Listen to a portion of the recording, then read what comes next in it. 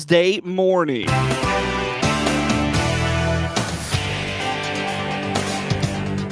Top of the morning from the newsroom of Regional Radio and DeWittDailyNews.com. I'm Seth Lawrence with this expanded local newscast brought to you by Baum Chevrolet Buick in Clinton, your Silverado headquarters, and the morning show streams to Facebook and YouTube. It's brought to you by Peterson Insurance, your Pekin Insurance agent in Clinton. Social media was abuzz over the weekend over an agenda item that was taken up Tuesday by the Clinton City Council. The item on the agenda was in regards to proposed pay increases for various city employees, ranging from the treasurer to the city administrator's position, stemming from the city's struggle to fill the vacancy in the administrator's office. The raises, set to be administered at various levels, were ultimately shot down Tuesday night, but city worker Kyle Morris, whose Facebook post received a lot of attention over the weekend, told the council Tuesday they wanted their fair share and what they deserved in light of the raises set for non-union officials. Got a lot of feedback about my Facebook post here last week. It wasn't a personal attack really about anybody, and I wasn't really trying to go towards the council. And a lot of feedback I did hear from people was based on the fact that it wasn't even had anything to do with what we were trying to do here. We were trying to accomplish getting our voice out there for what we deserve. And it just got ignored. It seemed like it was all about, well, we're not going to give the non-salary guys this. And that's not what it was about. It was about what we deserve. We got a good group of guys, some young guys. We need to get more young guys coming in. Our starting pay is terrible. It's not good. Everybody pays more than us. We're really just trying to get our voice out there. We deserve better. I mean, you're talking pennies on what we're asking for, and other guys are asking thousands. I mean, that ain't right. The simple fact that it was even brought up to be on the agenda from a finance position sounds like there's money there. So why is it going to hurt to give us some? We're not asking for a lot of money. We didn't even get a counter offer. We didn't get any of our stuff approved. Nothing. I mean, it was terrible. I think we deserve better from everyone. Couple guys shared my post. They got attacked too. That's unacceptable. 2 commissioners got 2 guys, and that's just unacceptable. I mean, they didn't do anything wrong. They're trying to fight for themselves to get us to get paid better. We're the future. I mean, we're going to be here. Everybody wants to stay here. They want to work here. I mean, nobody's trying to leave this job. Shouldn't have to. Shouldn't have to be put in that position. I mean, just help us out a little bit. That's all we're asking. I mean, got a good group. Young guys. Got some guys getting ready to retire. Can't even get nobody hired right now. Got a position open. How many people have turned it down because of the pay? I mean, I don't really have much else to say. But we believe in this town. We're ready to put the years in. I know I am. I dedicate all my free time to it. Anytime there's a call, I'm out. I'll do whatever. I dedicate all my time to it. Whatever I have to do. I just think we should be taken care of a little better.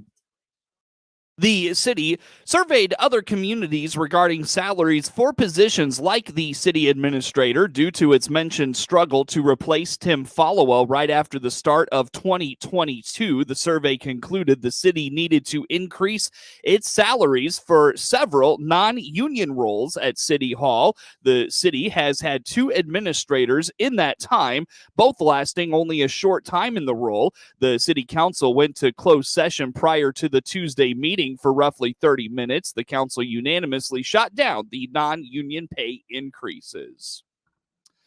The annual Clinton Chamber of Commerce golf outing was Tuesday afternoon at the Clinton Country Club. Chamber Director Janice Peterson indicates they had 11 teams this year on a warm but nice Tuesday at the Country Club. The annual golf outing is a fundraiser for the Clinton Chamber of Commerce. Great. We have 11 teams this year. We have some contests going on that these teams can participate in. On the first, there's 6 on the first 9 holes, and they can win just some prizes there. We have a hole-in-one contest on 18, so that'd be a good winner for somebody, $500 cash if they They hit a hole in one on 18. So we have that. We have a 50-50 raffle going on. We have our gift card Palooza raffle going on, and we have door prizes. So it's all good here. Yes, they are. This is not one of our biggest ones, but it's something they've done. This is our 26th year to have this golf outing. Yeah. So yeah, it continues to be a good fundraiser. For the first year chamber director, Peterson credits former director Miriam Brizard, the folks on the chamber board, and Ted Morris at the country club for being a good guide in putting the event together. It went really pretty well. I relied on some help from Marion, the previous director, and from a couple of the board members who have volunteered before. So we rallied with them to get some help. The country club was great to work with. We had an amazing lunch from them. Ted Morris, who's their resident out here, he's been just a wealth of knowledge to help us out. Neither one of myself or Aaron are golfers, so we just kind of looked at what had been done in the past and looked for what we thought might be some fun prizes, and I think we came up with some pretty good ones. First place this year is a backpack cooler filled with goodies. We've got a tumbler in it. We've got some gift cards for the Clintonia Eagle Theater in it. Just a couple other things that I can't remember off the top of my head, but it'll hold 55 cans. So but it's a backpack. It's really a cool cooler. Second place is going to get haunted house tumblers and haunted house tickets, as well as some other little goodies. Got to have some Fireball in there so people can enjoy that. Yeah, it was fun to actually buy the prizes. It was fun to look and see what was out there and see what we thought would be a fun prize to win. There's a longest, I can't tell you which tee they're on exactly, but there's a longest putt.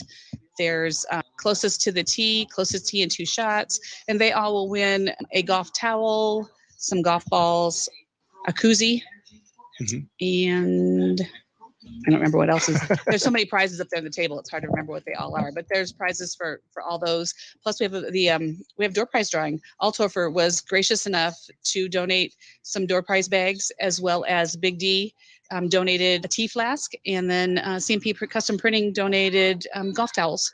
Wow. So we'll have those as door prizes as well. Also part of the Tuesday golf outing was the drawing for the plethora of gift cards for the Gift Card Palooza fundraiser the Chamber tried for the first time this year. Peterson also told Regional Radio she felt May Days was another big success last October. The Chamber will now begin to turn its attention to preparing for the haunted house season in October. The McLean County Farm Bureau is hosting a one-of-a-kind event this Saturday, and registration is fast approaching. Anna Ziegler at the McLean County Farm Bureau indicates registration for the annual Ag Bus Tours is this Thursday. Yeah, so it's an opportunity to learn a little bit more about our local ag history here in McLean County. It's going to be featuring the southwest part of the county, so we'll hit Danvers, Stanford, McLean, and Funks Grove, and it is led by Don Meyer, who is a local ag historian. He helped curate the ag history exhibit at the museum and just is interested in local ag history. He often does a column in the Normalite, as well as radio interviews, radio segments about local ag history. He's a wealth of knowledge. So he's going to lead it and narrate the tour. It starts at 8 a.m. We'll depart from the McLean County Farm Bureau office here on the west side of Bloomington, and we'll be back about 12:30. And we do plan to have coffee and breakfast pastries available at 7:30 that morning too.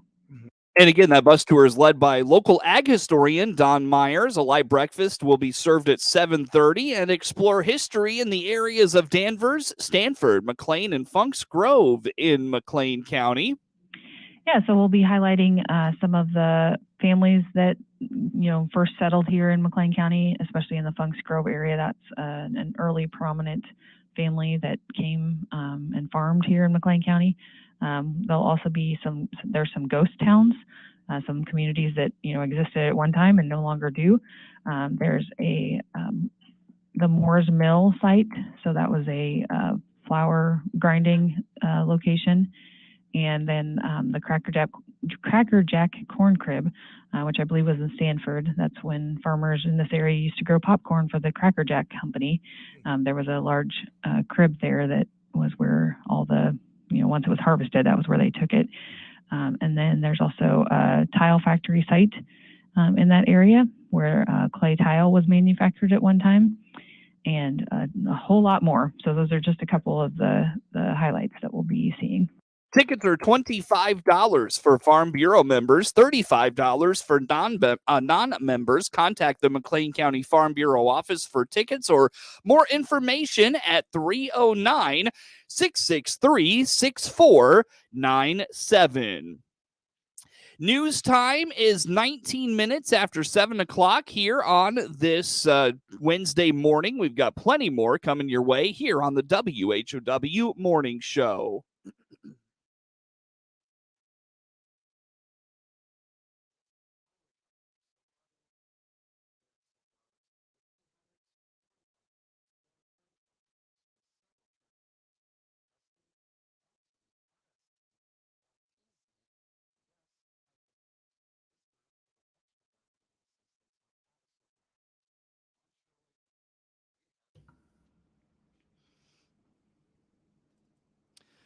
News time, 20 minutes after 7 o'clock on this Wednesday. Again, I'm Seth Lawrence with you folks today for this expanded local newscast. Another week of very little rain has led to a decline in Illinois crop conditions.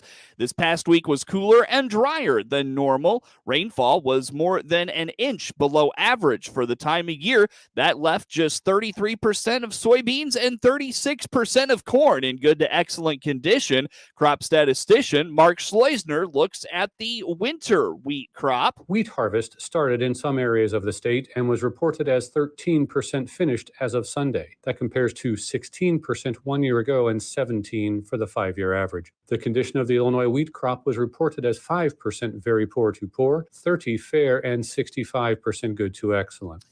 The first cutting of alfalfa hay is nearly complete, and 4% of the second cutting is done. Average statewide topsoil moisture dropped to 42% very short, 45% short, and just 13% adequate. The condition of the Illinois soybean crop declined and was reported as 18% very poor to poor, 49% fair, and 33% good to excellent. The condition of the Illinois corn crop also declined and was rated 20% very poor to poor, 44% fair, and 36% good to excellent. Just 17% of pasture acreage is rated in good to excellent shape. 13% of winter wheat has been harvested compared to 17% normally. The last 2 weekends, there's been chances of rain in Illinois, and it's the same story again this weekend. During the summertime, models are just god awful at trying to describe how thunderstorms are going to develop and move. And that's no different here this year. We've had multiple chances going across the state here, but they haven't really amounted to enough for a lot of folks. And so there's been a lot of disappointment considering what models had been saying. And, we got another one coming up this weekend. You're right. So it looks like Sunday, it looks like maybe Saturday night, but mostly on Sunday when we see this system move through. It does show, depending on what model run you look at, plenty of scattered showers and thunderstorms. It's just in different spots of the state and different parts of the region on each model run and at different intensities. So it's kind of hard to trust any model run by itself. But I mean, if you just take the picture of what's going on, we do have this system moving through the Corn Belt, and that's good news. And it has plenty of heat and moisture to work with. That's also good news to potentially bring about some good heavy rainfall across parts of the state that need it. Whether or not it occurs at a widespread clip or if it's just a couple of spots here and there, that's kind of yet to be determined. But at least we got a shot at it, and we're going to need it because it's going to be hot this week. That's DTN ag meteorologist John Baranick. He spoke with the RFD radio network on Tuesday. The State Board of Education is extending the deadline to apply for preschool grants. The goal is to address preschool deserts where local children do not have access to quality early education. Grants are available to daycares, not-for-profit groups, schools, and more to expand or create preschool opportunities, says State Superintendent of Education Tony Sanders. We have 20,000 seats right now that we really need across the state. This year's funding will add hopefully another 5,000 seats. But we have preschool deserts throughout the state of Illinois, from our most urban areas to the suburban and even rural areas of the state. Sanders adds the goal is to eliminate as many preschool deserts as possible. The desert really is defined as the ability to serve at least 80% of low-income children in an area. So if you're below that threshold, then we would consider you a desert. The deadline to apply for the grant funding has been moved to June 30th. More information is available online at isby.net. That's again, isby.net. The fake invoice scam is making the rounds again, some with a slightly new twist. While usually targeting businesses, con artists pretend to be contacting you as a part of the Geek Squad, which is owned by Best Buy or through PayPal. The scammers attempt to fool employees into paying for products the business did not order, and many may not even exist. Better Business Bureau investigator Don O'Brien says you should be wary of all invoices. Actually call the business. Don't take whatever numbers on that email. Actually look up online, or if you've actually done business with them in the past, you should have past invoices that have that business's phone number on there. Call them and see what's going on, whether that is Amazon or whether that might be your Geek Squad or whatever that might be, to make sure that you're actually dealing with the right people. Because if you call the number that's on that email, more than likely it's a fake number. Fake invoices can be for any product or service. The most common are office supplies, website or domain hosting services, and directory listings, which may be referred to as a renewal. And train your staff. Make sure people processing invoices or answering phone calls are aware of this con. Scammers are great at mimicking official seals, fonts, and other details. How much of what crops have farmers actually planted this spring? The answer is coming soon. Gary Crawford has more details.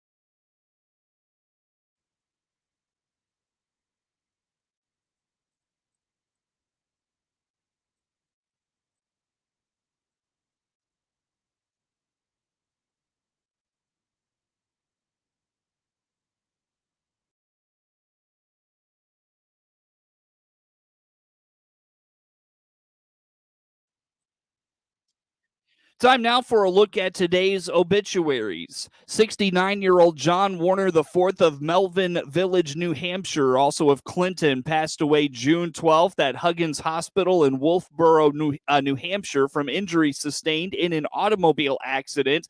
Visitation for 69-year-old John Warner IV will be from 4 to 8 p.m. Thursday at Calvert Funeral Home in Clinton.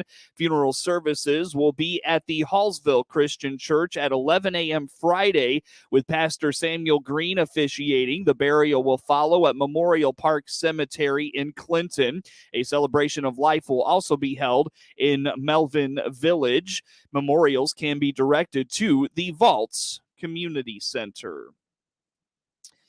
News time, 29 minutes after 7 o'clock on this Wednesday. Coverage of news is brought to you by Baum Chevrolet Buick in Clinton, your Silverado headquarters, and the morning show streams to Facebook and YouTube. It's brought to you by Peterson Insurance, your Pekin Insurance agent in Clinton.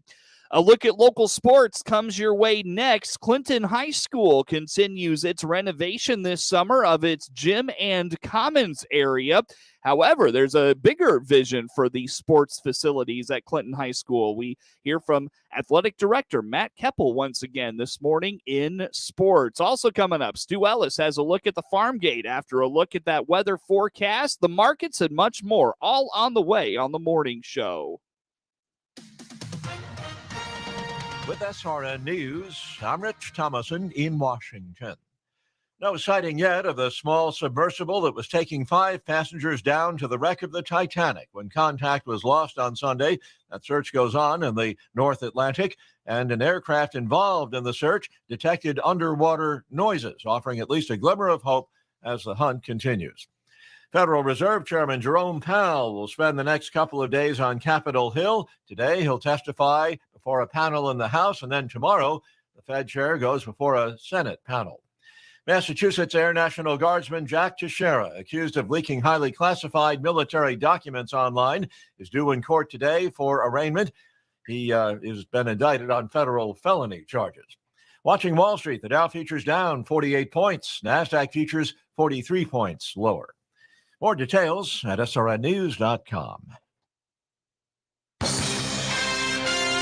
Time now for a look at sports. I'm Seth Lawrence with this report. Schools across the area are upgrading their sports facilities, and many are thanks to the revenue streams like the 1-cent sales tax, or others are seeing development in pieces like wind and solar they can tap into. Despite none of those in DeWitt County, at least yet, Clinton Schools athletic director Matt Keppel says he put Clinton's facilities up against anyone's. I'll tell you right off the bat, I'll put our facilities up against anybody. I really will. I mean, we're doing some things. Yeah, some people have done some turf and some things like that around. But as you know, a lot of those places have passed that 1%. You know, they're not just doing it to do it. They've passed that 1% facilities tax, which has allowed them to do some things. So they're dealing with some money that we don't necessarily have right now. But I think our facilities and the things that we are doing at our place, I'll put them up against anybody, and anybody can try to challenge me. Oh man, we've redone every softball and baseball field that we have on the campus. Our youth leagues use those nonstop throughout the summer. We use them throughout the year.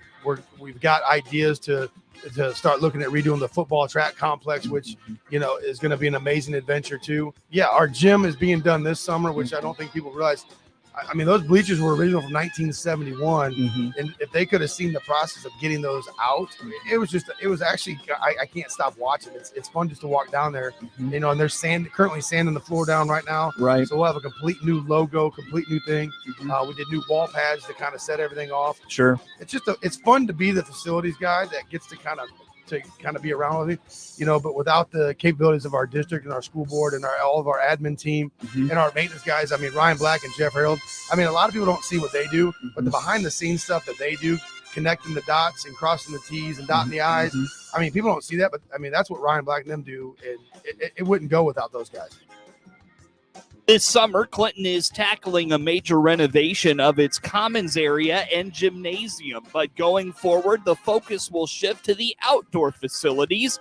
And Keppel says there's a lot of ideas for those. I mean, I guess my focus would then shift to the football track complex. When that was built back, I'm not sure even when it was built, but I mean, it was the state of the art. I mean, it was the all-weather track, the bleachers, everything was phenomenal. Well, obviously with everything else, it's been some time. So my folks will be shifting towards the track football / complex out there to try to get some things redone out there and get that ball rolling. In the plan that we would potentially do, we would definitely flip home and away. I mean, obviously we would flip the home bleachers to the other side. That's probably the number one ask or complaint or whatever you'd like to say, because I've been up with you for those other games and you can't see anything when that sun hits a certain level. I know they put those pine trees in there to get there, but those pine trees, I think, have capped get it as much. Yeah, anymore. sure, So, sure. yeah, so I mean, I'm talking, 8-lane track, a new football light, new lights out there. I think our track program stuff, we're not even able to host a sectional anymore because the IHSA has a standard rule that you have to have at least 8 lanes to be able to host that. And with the quality of our track programs, it'd be really nice to be able to host those events because Clinton, since I've been here, we host as many IHSA, IESA events as they will let me because that brings a lot of money into our town, our community. Because when they come to our facilities for a state meet or one of those, sectionals or regionals, guess where they're eating? They're eating right across the street, or they're eating at Cinco de Mayo, or they're eating up the town. Those things help everybody in the town, and it just sheds a really good light on the whole town and community of Clinton when we can host good athletic events. For baseball and softball, like many places, Keppel hopes to see those fields turfed as well. He indicates baseball will see its home plate area with turf, and he hopes that keeps games from being postponed and they can get more games in the spring until they can turf the entire field. Obviously, down the road, I would potentially like to turf both of those. I think if you talk about Illinois athletics, the spring really gets hammered. They start so early in March that even if it's dry out, it's cold. Or then if it gets warm enough, then it's soggy. Right? So those I think are those are the fields and the games that get canceled the most. Football, if it's raining, pouring down rain, we're going to play. Baseball and softball, you get rained out. But since I've been here, we've done a lot of upgrades to our baseball and softball facility. We've done all new dirt, all new sod, all that stuff, all new fencing on all the fields.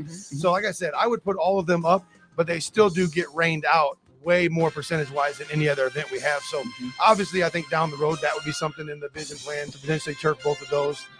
Just at least the infield. Obviously, you'd love to do the whole thing if it was possible, but at least I know at Tolone they did just the infield. I'm actually looking into right now. We're going to sod our baselines and then turf the home plate area. So that's at least a start to help prevent some of those cancellations.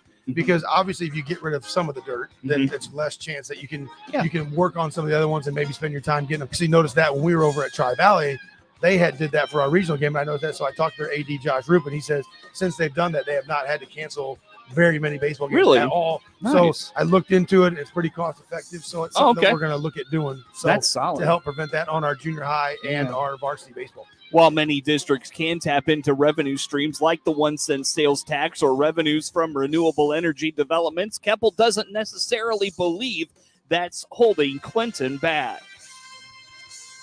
Zach Remillard singled in Elvis Endress with the go-ahead run on a play that was overturned by video review as the Chicago White Sox rallied with 3 runs in the 8th inning to beat the Texas Rangers 7-6 on Tuesday night. A wild one at Guaranteed Rate Field Tuesday night, 7-6. White Sox win it. They came back to beat the Rangers with 3 runs in the 8th inning, 2 of them scoring on an Elvis Andrus RBI single. The pitch, swinging a bouncer toward right, base hit. Robert scores.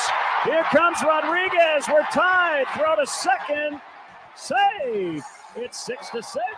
Next batter up, Zach Remillard would drive in Andrews from second base. The initial call was out at the plate. It was reversed. There was controversy, but the White Sox win it 7-6. They're now 4.5 behind the Twins in the AL Central and can take the series from the Rangers on Wednesday night. First pitch 7:10. Pregame show at 6:30. All here on Hard Rock Casino White Sox Network.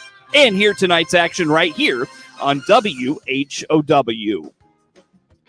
Marcus Stroman limited the Pittsburgh Pirates to 5 hits over 7 masterful innings and a 4-0 victory Tuesday night to push his personal winning streak to a career-best 7 games, though he insists he's not keeping track. Stroman struck out 5 against 1 walk, having his ERA lowered to 2.28. It's tops in the National League.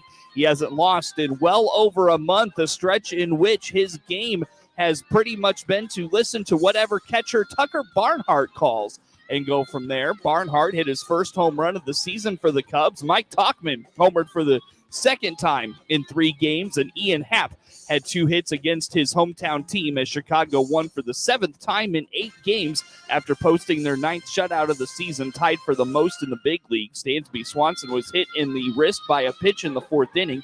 He remained in the game, but manager David Ross said after the game, Swanson will be evaluated. The series concludes today. Kyle Hendricks gets the start for Chicago opposite Rich Hill for Pittsburgh.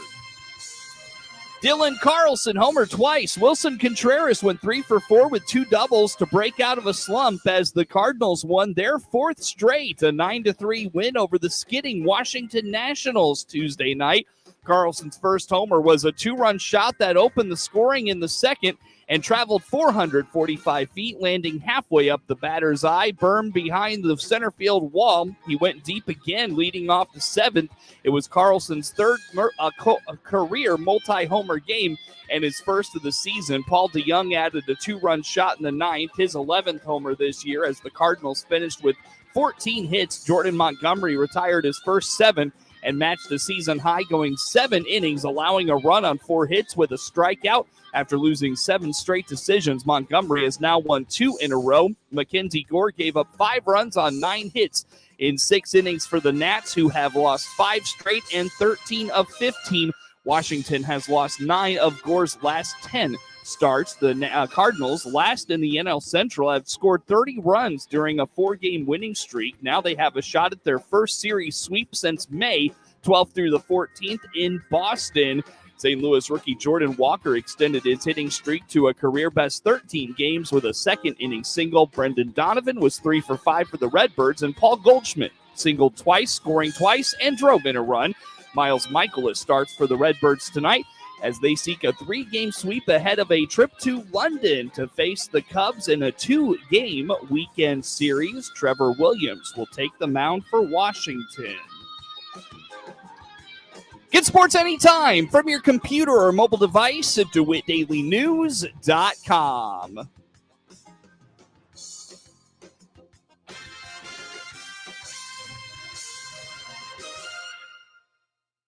I'm meteorologist Jennifer Wojcicki with your regional radio weather forecast, sponsored by ServPro of Piatt and DeWitt counties, offering cleaning, restoration, and construction.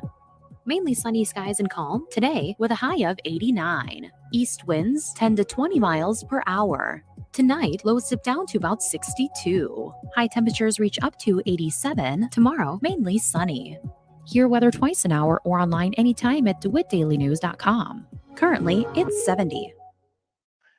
Hello again, everyone. This is Stu Ellis, swinging open the farm gate for you once again today. I'm not sure if you caught up with what's going on the Mississippi River, but Old Man River keeps being in the news. Just a few weeks after flooding from St. Paul to St. Louis, river levels have begun to bottom out. American Commercial Barge Lines indicates that water levels down the point that restrictions have been issued for barge operations by the Army Corps of Engineers. For the upper Mississippi and the Illinois rivers, barges now have draft reductions. In other words, they can't go as deep. That means they can't be loaded quite as much, and that's going to impact the grain basis. Currently, there's a 6% reduction in loading drafts on the locking rivers. That's the Mississippi and Illinois, where there are locks, and a 15% reduction from St. Louis southbound to the Gulf of Mexico. The barge lines indicated that they have implemented a further 10-foot draft restrictions for loadings in the Gulf and all the way to the southern Illinois tip at Cairo. Additionally, the company says that they're implementing an 11-foot draft reduction from Cairo to the Gulf going down. Due to the projected forecast, American Commercial Barge Lines has reduced the southbound tow size by a width on various horsepower classes of their tugboats. Noted that that restriction reflects a 12 to 20% reduction in tow size.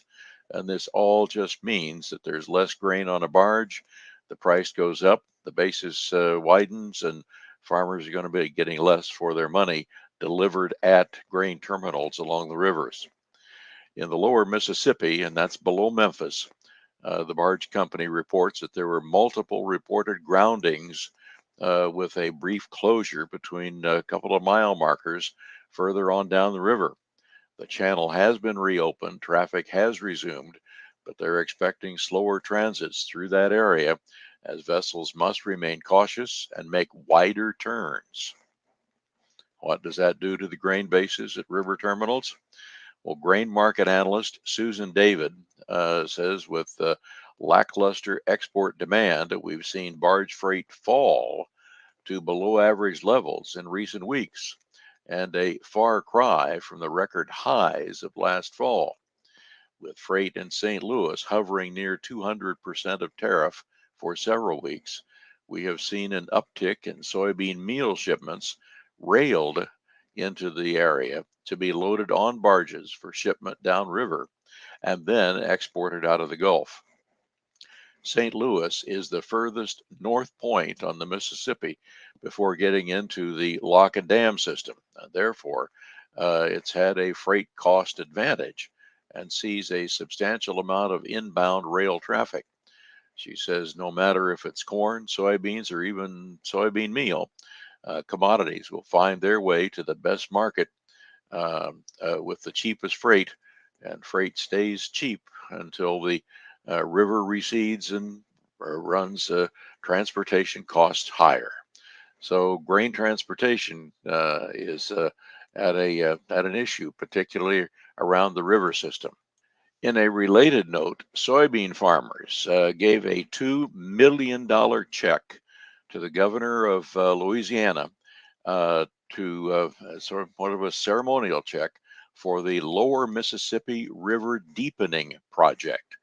The money came from the United Soybean Board, and that's checkoff money. And it was a strong desire to have the ceremonial check presented earlier, but lately it's really helping Louisiana deepen the Mississippi River so that larger ships can get higher up into the river at ports, and it all helps out the price of soybeans going out of the Gulf. This is Stu Ellis. Thanks for listening. AM radio provides always-on news, sports, talk, traffic, and weather reports. And it's also a vital service that provides important emergency information when your community needs it most. Tell Congress you need AM radio to stay in your car. Because when cell phones and the internet are down, this free emergency service is critical. Text AM to 52886 and tell Congress we need AM radio in cars. Message and data rates may apply. You may receive up to 4 messages a month, and you may text STOP to stop. This message furnished by the National Association of Broadcasters. With the RFD Ag Market Summary for this Wednesday morning, I'm Jim Taylor. Corn steady, beans mixed, and wheat finishing Tuesday higher. July corn closing at 643 3/4, up 3.5. September corn down a penny, 593. And December new crop 597 1/2, unchanged. July beans closing at 1477 1/4, up 10 3/4. August beans up 3/4. 1408 1/4, and November new crop up 1/2 penny, 1342 3/4.